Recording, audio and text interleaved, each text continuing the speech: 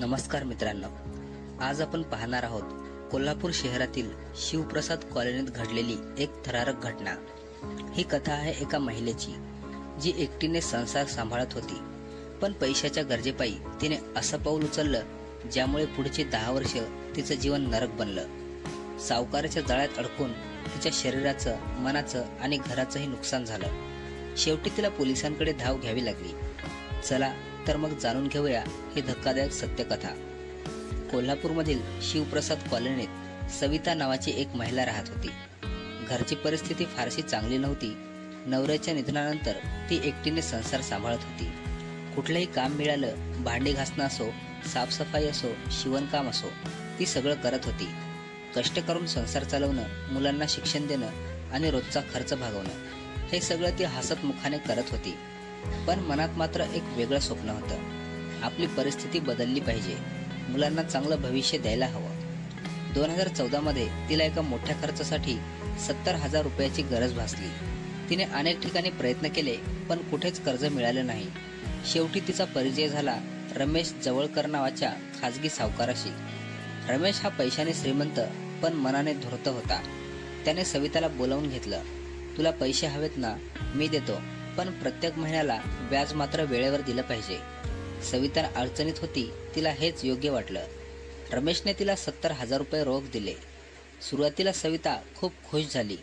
पैसे मिळाले म्हणून घरातल्या अडचणी दूर होतील असं तिला वाटलं। पण अचानक आजारपण आलं आणि कर्जातला बराचसा पैसा उपचारामध्ये गेला। परिस्थिती पुन्हा कठीण झाली।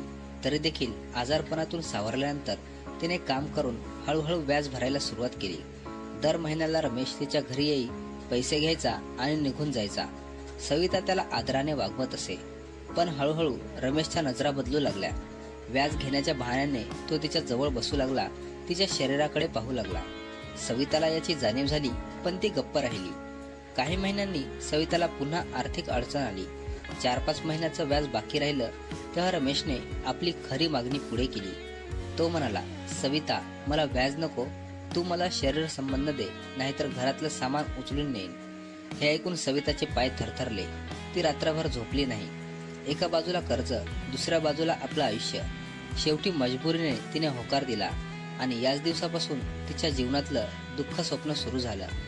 2014 पासून ते 24 पर्यंत तब्बल 10 वर्ष रमेश तिच्यावर हक्क गाजवत राहिला। तो प्रत्येक 2 दिवसांनी तिच्या घरी यायचा, संबंध ठेवायचा। सविता मनातून तुटत चालली होती, पण ती गप्प होती। रमेश फक्त संबंध ठेवून थांबला नाही, त्याने तिचे फोटो आणि व्हिडिओ शूट करून ठेवले। ते व्हायरल करण्याची धमकी देऊन तो तिचा गैरफायदा घेत राहिला। हळूहळू रमेशच्या मागण्या विचित्र स्वरूप धारण करू लागल्या। सविता त्रस्त झाली। एका दिवशी रमेशने स्पष्ट सांगितलं, पैसे हवेच आहेत, नाहीतर तुझं घर माझ्या नावावर करून दे। सविता घाबरली, पण त्याच्या धमक्यांना बळी पडून तिने एका कागदावर घर त्याच्या नावावर करून दिलं आणि आता तिच्या पायाखालची जमीनच सरकली, कारण रमेशने तिचं शरीरही घेतलं आणि घरही हिसकावून घेतलं। यापुढे ती शांत बसू शकत नव्हती। संपूर्ण हिंमत एकवटून ती थेट शाहूपुरी पोलीस स्टेशनमध्ये पोहोचली। तिने पोलिसांना आपल्या 10 वर्षाच्या यातना सांगितल्या। कर्जाच्या नावाखाली सावकाराने शारीरिक शोषण केलं, धमक्या दिल्या, घर हिसकावलं।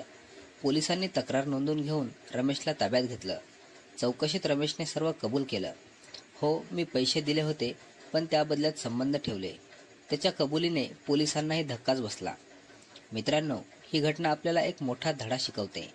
पैशाच्या गरजेपायी घेतलेलं कर्ज कधीकधी आयुष्यभराचं संकट ठरू शकतं। कर्ज घेण्याआधी नेहमी विचार करा आणि जर कोणी तुमच्या गरजेचा गैरफायदा घेण्याचा प्रयत्न करत असेल तर गप्प न बसता तात्काळ पोलिसांकडे जा। सविताच्या धैर्यामुळे आज एक धूर्त सावकार तुरुंगात आहे, पण तिचं गेलेलं आयुष्य परत येणे शक्य नाही। तुम्हाला या घटनेतून काय शिकायला मिळालं, तुमचं मत आम्हाला कमेंटमध्ये नक्की सांगा आणि अशाच सत्यकथा जाणून घेण्यासाठी आपल्या चॅनलला सबस्क्राईब करा आणि हा व्हिडिओ लाईक व शेअर करायला विसरू नका। धन्यवाद।